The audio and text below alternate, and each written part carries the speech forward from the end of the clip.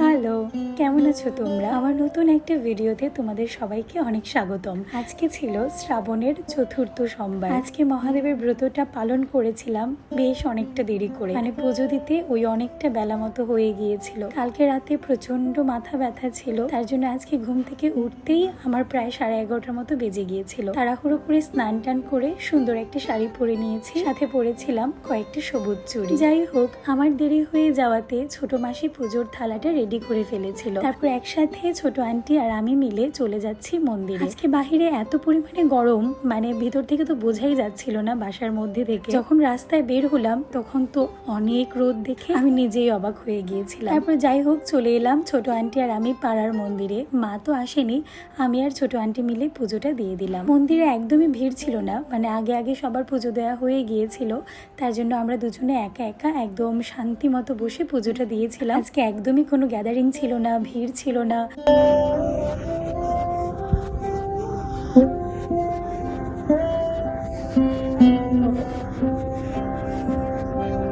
তারপর এখানটায় আন্টি পুজো দিয়েছিল।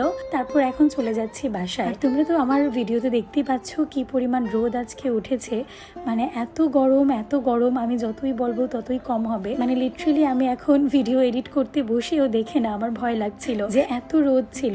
আর আমি না রোদ জিনিসটা একদমই নিতে পারি না, মানে একটু রোদে বের হলেই আমার একদম এত আনইজি ফিল হয়, মাথা ব্যথা শুরু হয়ে যায়, মিনিটের মধ্যে মাথা ঘোরানো শুরু হয়ে যায়, বমি বমি লাগে, মানে এত প্রবলেম আমার হয়।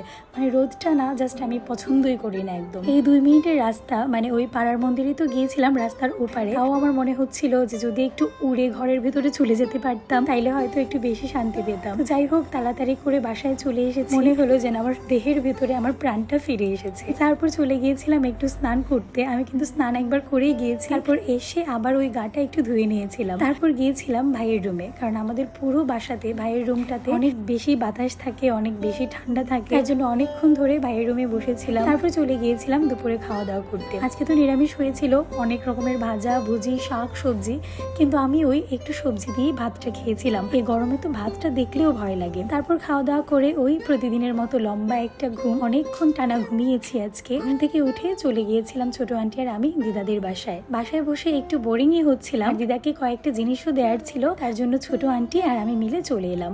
আর এই যে নীলুকে দেখো, সে আমাকে এই পদ্ম ফুলটা দেখাচ্ছিল।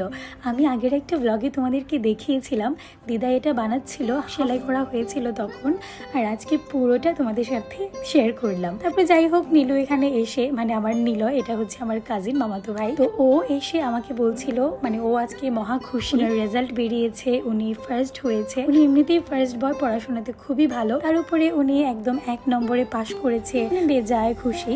তার সেই খুশি সেলিব্রেট করতে সে আমার সাথে ওর ব্যাংক নিয়ে এসেছিল।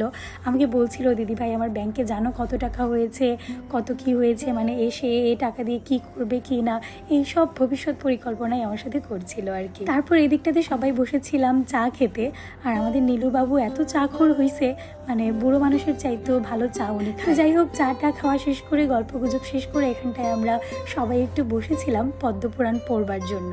তো পদ্মপুরাণ পড়তে পড়তে কারেন্টও চলে গেল, এত অসহ্য লাগছিল, এত গরম লাগছিল, তার জন্য আমি উঠে একটু অন্য দিকটাতে চলে গিয়েছি। দিদা, মামি, আন্টি সবাই বসে এখানটায় পড়ছিল, আর আমাকে নীলু মহারাজ নিয়ে চলে গেল এখানে ওর সাথে পাঞ্জা লড়াই করার জন্য। মানে যতদিনই আমি ওদের বাসায় আসবো, আমার কাছে তার এটা হচ্ছে একটা সাধারণ আবদার, মানে প্রতিদিন একবার হলেও আমার সাথে তার এটা ট্রাই করতেই হবে।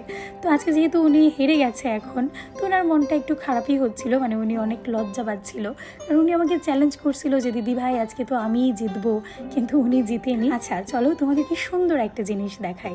এই যে তালপাতার পাখাটা দেখতে পাচ্ছ, এটা আমার দিদার নিজের হাতে বানানো, ভীষণ সুন্দর না?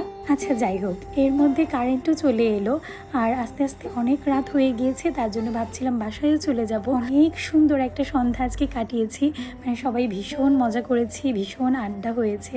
তো এখন ঘড়িতে রাত ওই 10টার মতো বাজে, চলে যাচ্ছিলাম বাসায়। তো দিদা, মামি সবাই পিছন পিছন আসছিল আমাদেরকে রিক্সা অবধি তুলে দেওয়ার জন্য। তো এই যে আমাদেরকে এগিয়ে দিল রিক্সাতে করে, 5 মিনিটের মধ্যে চলে তো এলাম বাসায়। আর এসে টানা 1 ঘন্টা ঘুমিয়ে নিয়েছি। তারপরে এই যে দেখো ড্রেসটাও চেঞ্জ করিনি, ঘুম থেকে উঠেই চলে গিয়েছিলাম ভাজা খেতে। মানে এই রুমে সবাই বসে পাপড় ভাজা পার্টি করছে, তো আমি আর কেন মিস করব, চলে এলাম। তো চলো আজকের ভিডিওটা না হয় আমি এখানেই শেষ করে দিচ্ছি। দেখা হবে তোমাদের সাথে সামনে নতুন সুন্দর আরেকটা ভিডিওতে।